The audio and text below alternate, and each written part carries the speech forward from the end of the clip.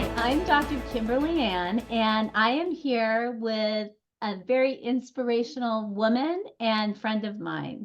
March 8th is International Women's Day, and I decided that I am creating a platform called Healing Humanity One Breath at a Time. And I am surrounded by so many inspirational, strong, powerful women, and I wanted to feature one every day of the month. And Dr. Amparo David and I have been friends and colleagues for many years. And she has such an inspirational story that I wanted her to be the first one that I get to introduce. And so, Dr. Amparo David, I have a question for you. And as a very strong woman, what motivated you to pursue your passion and become a source of inspiration for other women? Well, thank you, Kim, for inviting me. I am honored that you thought of me to be your first person in your platform. Um, well, what motivated me? Well, I'm a dentist uh, in here in Massachusetts, and the way I started my career was because of my father. Pretty much, he's a physician or was a physician. He passed away recently. Uh, I wanted to be a physician just like him. And I am from Peru. And when I was applying for medical school, my father had a heart attack, and so he was the director of the hospital, and he had to be going to the main city in Peru, which is Lima. We lived in the second city of Peru, the second biggest city. So he went to Lima, and I didn't want to miss his day of surgery because I was thinking I'm very close to my father, and I was thinking maybe the last time I see him. So I forgot about my medical school exams, and I went to Lima with him. When we returned, I was able to take the dental school exams, and I took them and I passed, and I became a dentist. And um, I never looked back since I became a dentist. Really, I started enjoying a lot of what dentistry had to offer for me. I started growing as a dentist. It was time to, at some point, come here to the States. I couldn't speak English that great at that time. So I had a rough time applying for dental school. So I worked as actually a dental assistant for a couple of years as I was polishing my skills in English. I applied to dental school, and pretty much I got rejected the first time I applied because my English wasn't great. But the second try, I really worked hard at that. And it took me around 10 tries of taking this English exam as a second language to be able to pass that exam and get into dental school.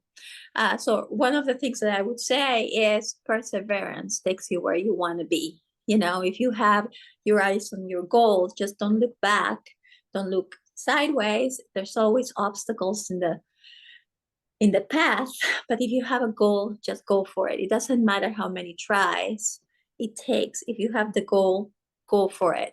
That would be an advice for young women. You know, just look forward and don't allow anything to be noise. There's always noise around you. And so that's how I got into dental school after so many tries of passing those English tests. Became a dentist, and I enjoyed work for many different dentists.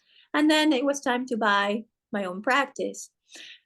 When I did, I bought a practice from a really good dentist whose skills were incredible, and I had to match his skills. And I realized once I owned that office that my skills were not to par to his skills. So I had to really start learning, and that's what started my path of learning. I really started, going from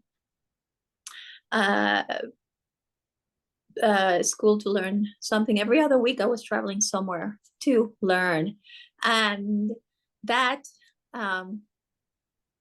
just to say that education really takes you to a much higher level.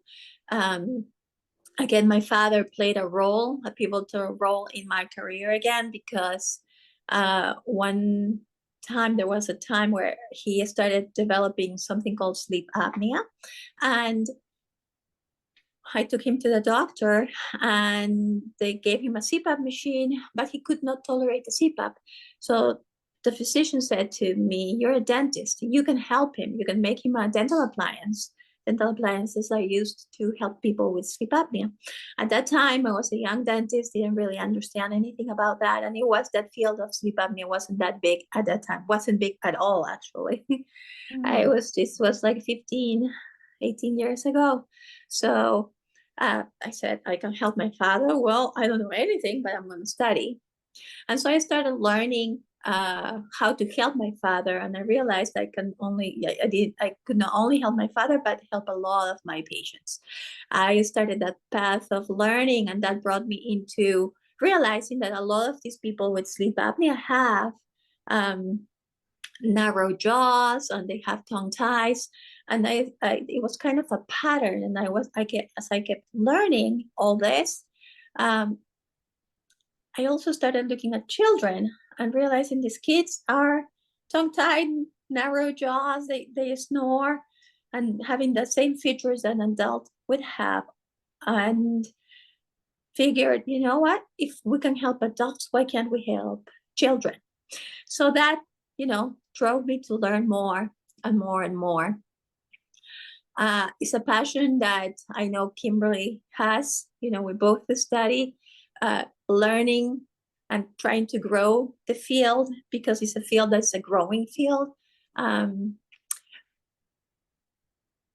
What would I say about this is never stop learning, because that learning just allows you to serve more people. We can serve our patients, our family, and just grow our young children to be healthier people. Oh, you're amazing, Amparo, because not only did you do the regular struggles, it's hard enough to go to dental school knowing English. You went twice. You came into a country that you didn't know the language, and you were very persistent and resilient, and such an inspirational role model for all young women. Would you have done anything different, or what advice would you give your young self now at this point? Anything different to inspire yourself or a young woman, and how we connect with other women, how we can elevate each other to a higher level? How can we elevate each other? Find women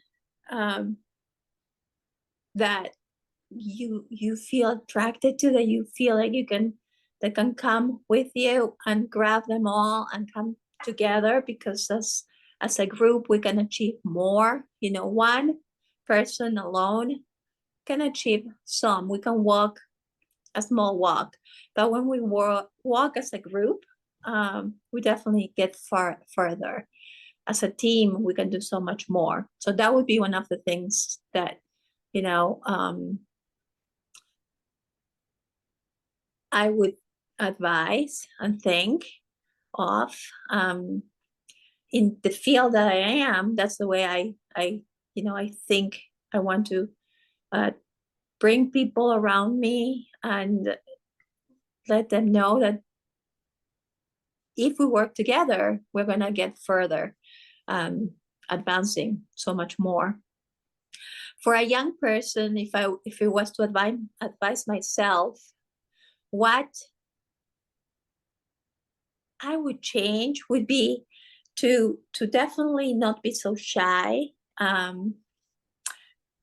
because that's that's still some of my struggles. It's a limiting belief I have. My accent, the way I express myself is a limiting belief I have. But I do get myself into situations that I'm very uncomfortable. So I put myself in uncomfortable situations so that I get over that.